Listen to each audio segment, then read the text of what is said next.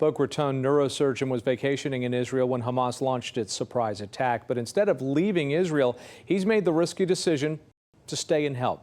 CBS 12's Lena Salzbank has his story. Out of the operating room and into the crossfire, Daniel Aghion says nothing could have prepared him for what he has experienced since Hamas launched its surprise attack while he was visiting in Israel. Things that I'll never be able to unsee and smells that I'll never be able to unsmell.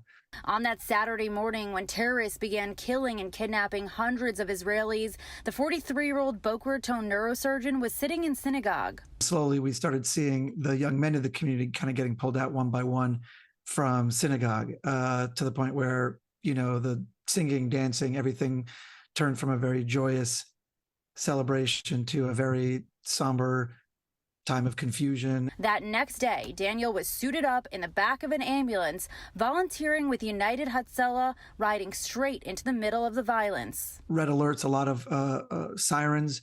The red alerts are sirens that go off from the rockets that are shot over from Gaza.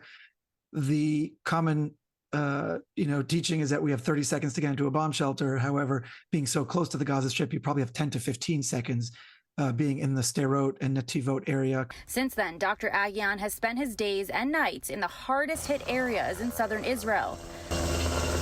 These are not routine injuries that we see day in and day out. And so some of the shrapnel injuries, some of the direct hits of rockets in two buildings.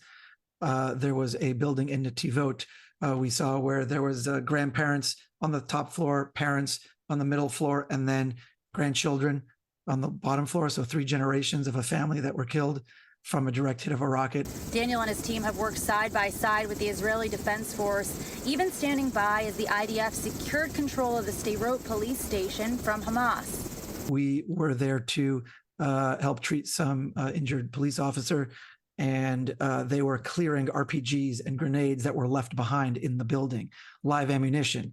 There were suitcases full of ammo and munitions. While the past 10 days have been some of the toughest of his life, Daniel tells CBS 12 News he is in it for the long haul, to do whatever he can to help the victims of terrorism.